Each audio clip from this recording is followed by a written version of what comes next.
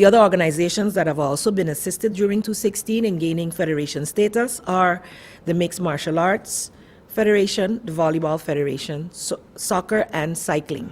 So we are moving forward. We would like to see all our sporting organizations get that status so that we can collaboratively with the NSI and the Sports and Olympic Federation have them progress to the state where we are meeting the needs of our athletes, which we know are many. As we look back, yesterday also we were able to welcome back, we didn't go out there, but I'm sure many noticed on Facebook, and I'd like to put it also in the general media, that our own Dudley Leonora, who is now a member of the Dutch national team, Hoofdklasse, was in Taiwan and returned yesterday. They did not make the playoffs as Team Europe. So he was selected, he's part of the Dutch team, he's a St. Martiner, part of the Dutch team, and as part of the Dutch team, he was selected with some other Arubans and a few Dutch ones as well to represent on Team Europe. And he played in all of the games which they played there against Taiwan, Japan, and several other countries on that side of the world. And so thanks to the internet, we were able to see a couple of his home runs, and he actually made MVP of 2 of those games, so we are very, very proud of St. Martin's own. We also would like to give the commendation to Zion Friday, also a son of the soil, who is a top soccer prospect in the United States at a high school level and was actually featured in the Washington Post and also the St. Martin Daily Herald. So we thank them for also highlighting our athletes who are out there in the diaspora doing great things. And we hear a lot from the public that we don't do not enough of that, but we can only do what we know. And it's very, very hard for us to keep in contact. So I'd like to implore all the organizations who know that you have athletes out there, whichever part of the world they're in, to pass that information on to the Department of Education, Culture, Youth and Sports, the Department of Sports in particular. We have our own Facebook page as well, which we link to government's Facebook page and website. And this way we can keep abreast of the actions, the activities of our athletes, of our scholars, of all of the exemplary St. Martiners that we have out there as an encouragement for the ones who are here struggling to know that that can be me also. So that is part of our Education on the Move campaign. Today also we are going down to the airport to welcome our latest doctorate recipient. This year, 2016, I think this is the 3rd one that we know about. We've had Dr. Fleming, who returned. We've had the young lady Defoe, who also received the highest level in law. And we're proud to say that Dr. Martin Brown of Middle Region is returning home today with a doctorate in computer science. So we are growing one by one, and I think these are the things we have to highlight to the public so that others can know that can be me also. Both Ms. Defoe and Mr. Brown are Middle Region natives, so I must say big up to Middle Region today. This year, 2016, was definitely your year. You have the best infrastructure. When you drive through Middle Region, you feel like you're in a different community, and your people are excelling. So continue to do what you're doing in building the people of your island. From the Division of Innovations, the iStep logo competition was launched. And specifically, it was done for particular grades, the 5th and 6th grades and 1st and 2nd forms. However, the committee is realizing that they're getting more interest from the older students, so we've opened up the competition so that any students now attending our primary or secondary schools may submit their logo designs. And to give them time to work on their submissions, the final deadline has been moved now to January 31st. So you have a month and change, you have a couple of days at home, weeks. All of the students are now out. Yesterday was the last school day, and the winning student whose design is chosen by the committee will receive an Apple iPad, and an ICT prize will also be given to the school. For more information, please contact the iStep committee, the team, at iStepSXM, so ISTEP SXM @gmail.com, and I do believe you should be able to find them on our Facebook page as well. In other news, the public school management team received a presentation from this very same organization. As I have said in the past press briefings, iStep is our former one tablet per child or one laptop per child program that we've now turned around into ICT in the classroom. and the logo or the new name it has is iStep. And the school managers, as part of their action program, the school managers and student care coordinators were the first to receive an introductory presentation on the program. They were able to get a first look at the devices, so the electronic and IT devices that would be used in the pilot project.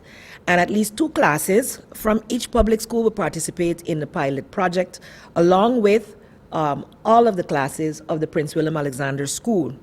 School management has already identified which 2 classes those would be and which teachers would be the ones to be the initial ones to follow the courses. Of course, the iStep committee, wanting the best success, has implored the management to pick your teachers who are the most IT hungry, who are the most IT savvy, who are willing and able to utilize IT in the classroom to its fullest potential. And I believe that with this being the case, all of the others will see the benefits of it. They will be able to share this. They will become trainers in their schools, and we will see a great execution of the ICT in the classroom project. So we're looking forward to that continuing in 2017. Although the public schools at this point in time are the primary focus of the project, training opportunities and assistance for the other schools are also included in the project. Additionally, partnerships being formed with the international tech companies as a result of this project will be beneficial to all schools on the island. Also, in other news, which is not as nice, I must say, I'm not going to shirk, of course, some of the challenges that we're facing with the heavy and small maintenance of our schools. Some of the emergency repairs at 2 schools, particularly that were having extreme issues, are being worked on still. The Leonard Connor School, for the most part, is still dispersed.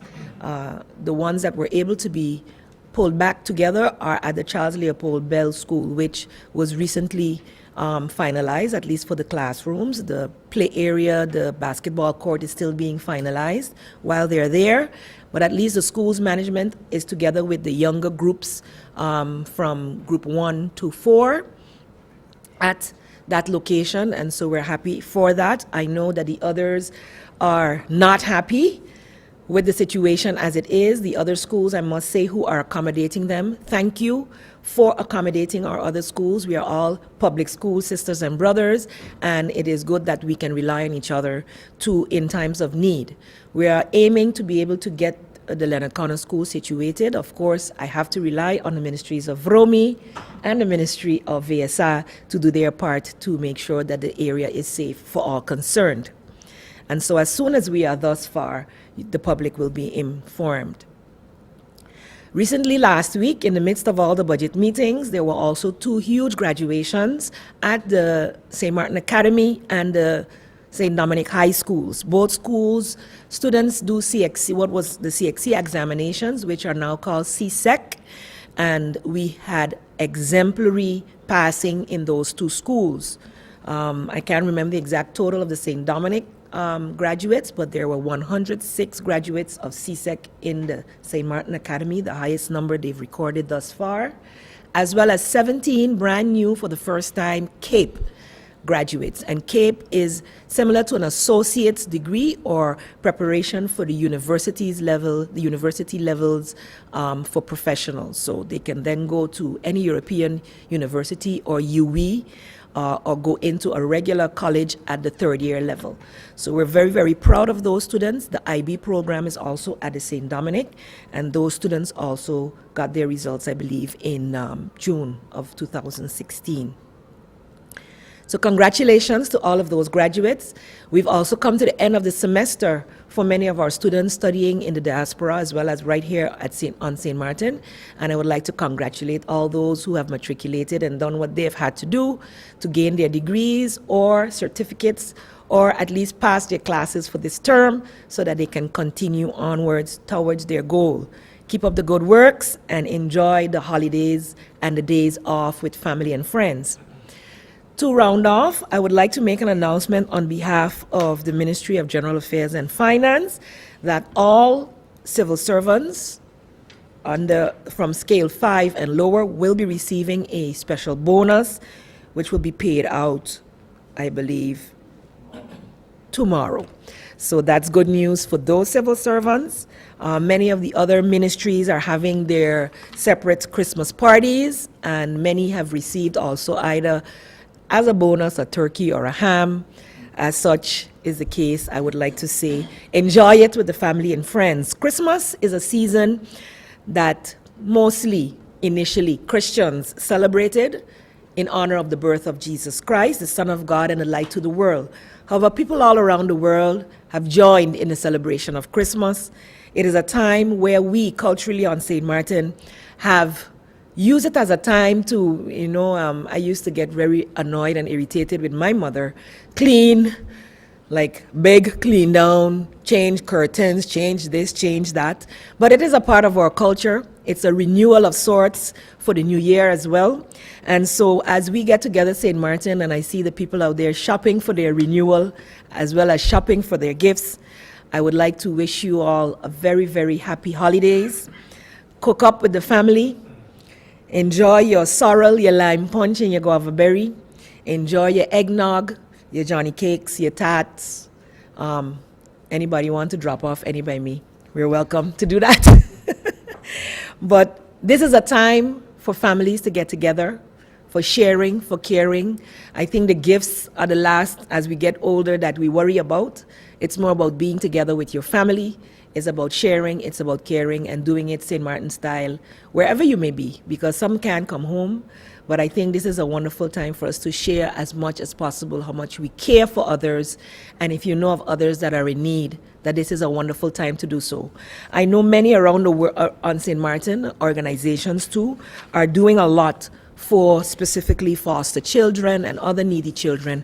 But there are many families on St. Martin who are not registered as needy, and sometimes it might be your very neighbor.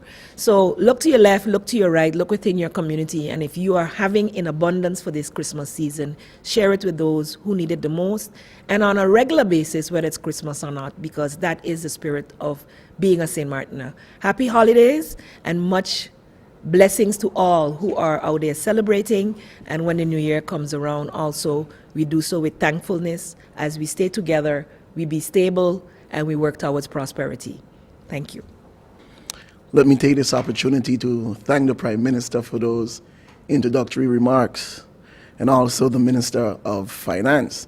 I don't know what the Benjamins are or what it means, but I'll take it. I guess it means something good. I also want to take this some would just do their hands like that. But anyway, I also want to take this opportunity to thank the staff at the Ministry of Rummy for the job they have done thus far with the office, bringing it up to speed and making it comfortable for all of us that are there.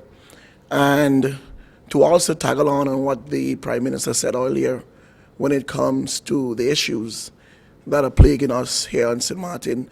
The ministry is well aware of a number of things, and we are also concerned with the situation when we see in St. Martin with the mattresses on the road, the garbage situation, the traffic situation, the running water, and the sewage situation.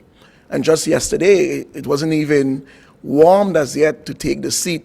We already confronted here with a situation down at the Ring Road, where the Prime Minister made mention that we are trying to alleviate the traffic, and a decision had to be made whether to continue with the progress that was going on or to halt it.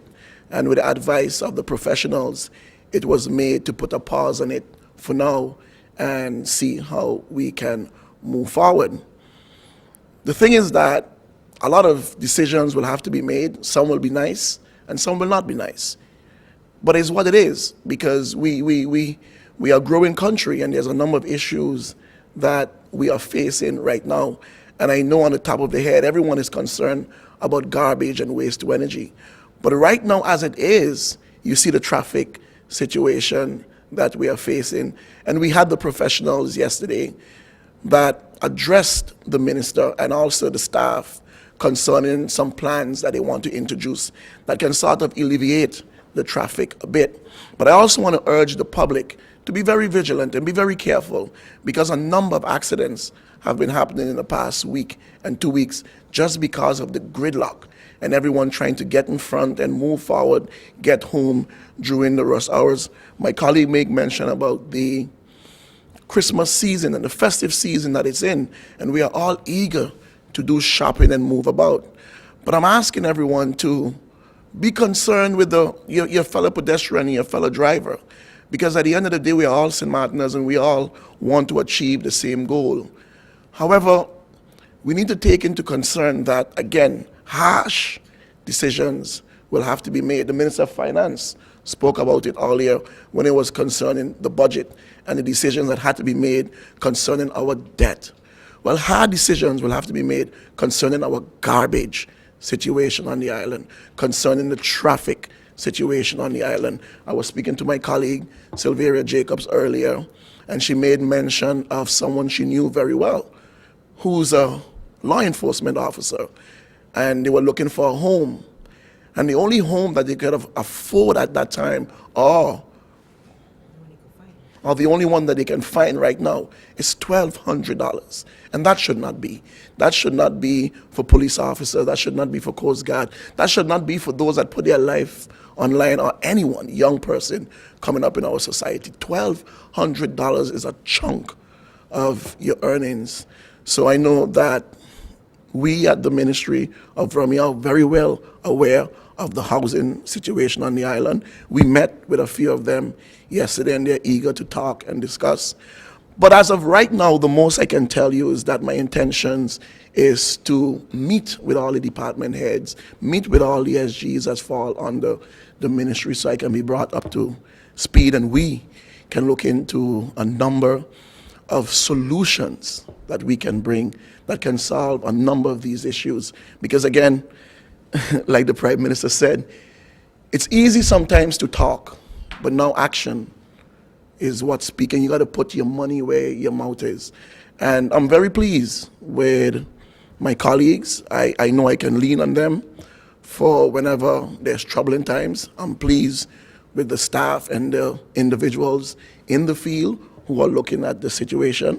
I have no intentions to stay long. I just want to let the people of St. Martin know that the Ministry of Rummy is well aware of the number of situations that's plaguing our society, that's hurting the people of St. Martin, and we are going to address them.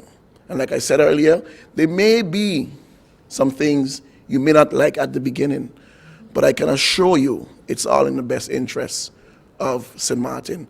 And again, tagging off or taking a book or a page from the chapter of the Minister of Finance, harsh decisions will have to be made because things are really getting out of hand. I know for sure the Minister of VSI, and I spoke about that when I was in Parliament concerning the mosquito situation on the island, the fly situation on the island. And again, it comes down to the garbage situation that we have on the island. We can't stick our head in the sand like ostriches and do as if it's a good job and things is going well. It's not.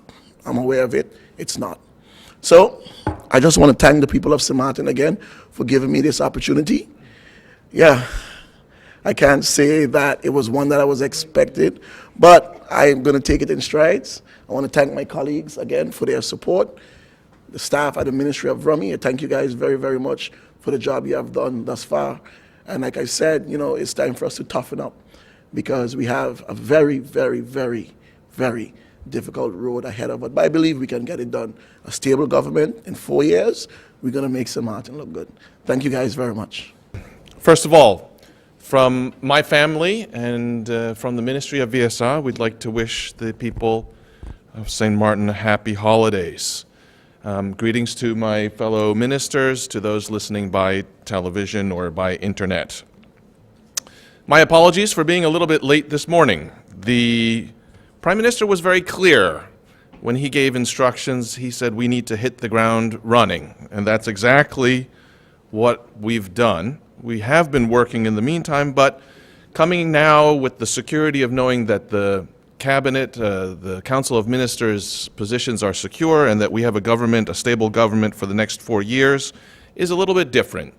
So we've already begun discussions this morning, for example, on getting national health insurance or national health reform on track, and so I was already in early morning meetings and therefore with the traffic just a little bit delayed.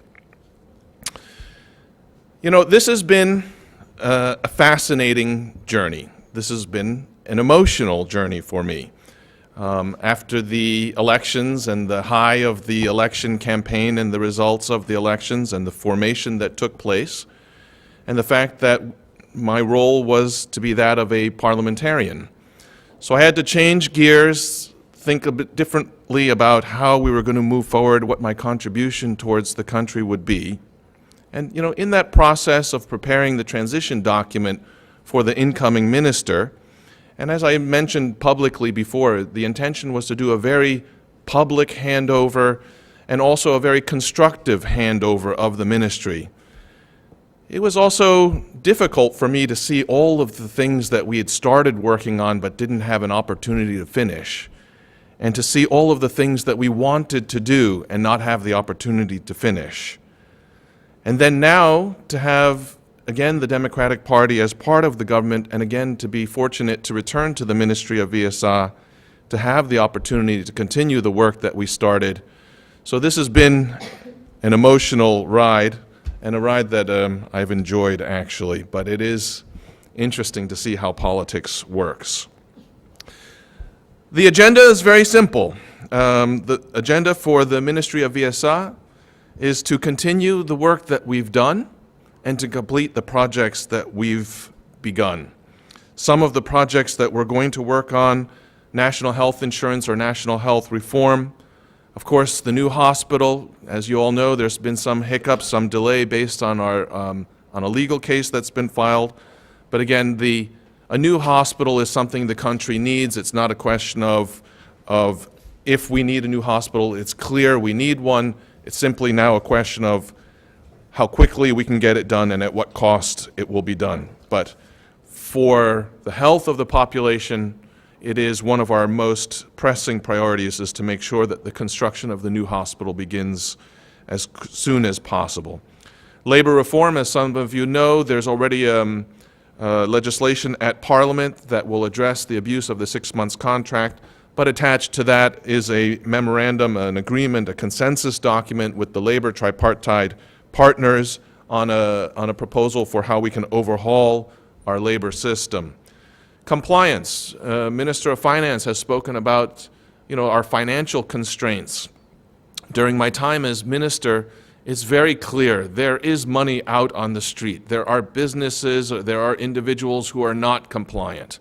That I believe, my personal belief is that before we raise the tax burden for those who are already paying their share into the community, we need to address the people who are not contributing as they should.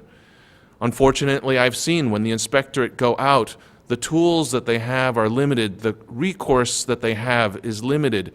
And so we go out, we control businesses, we find people who are not working with the appropriate permits, but then what next? How do we make sure that the money that the country needs to operate is being received? And that's one of the priorities going forward is, and this is going to be interministerial. There has to be cooperation between the ministries, how we work together to improve compliance in our community. SZV, clearly there's things that need to improve. As you know, we've, for the first time since 10-10-10, we've put a performance agreement in place with the director of SZV. There are a lot of things that need to improve, not only with SZV, but the entire healthcare chain in St. Martin. And again, that's a priority for the ministry going forward. Prevention. My colleague minister from Vromi spoke about it. The issues about septic water, the fires at the dump, these are all creating health issues in our community. Again, there has to be cooperation between the ministries in terms of how we work together. Too often we go out, we do field trips, we work together with volunteer organizations, and we literally go door to door. And the things we find in terms of people having mosquito breeding sites, cisterns that are not properly treated, that are not covered properly, all of these things, you could spray, you could fog as much as you want, but if you don't address the breeding sites in our community, we will never bring down the vector population. Also, preventative health care. Too much, I find, within the community, especially people with coronary issues, cardiac issues, diabetes. It's very prevalent in our community. I think that a lot more can be done in terms of preventative health care, educating our population, how they maintain not only their health, but also maintain a high quality of living, a high standard of living. If we take care of ourselves in an early stage, the good thing is, many of us can live healthy, long, productive lives, and that's good for the community, that's good for the population. So very simply, thank you very much.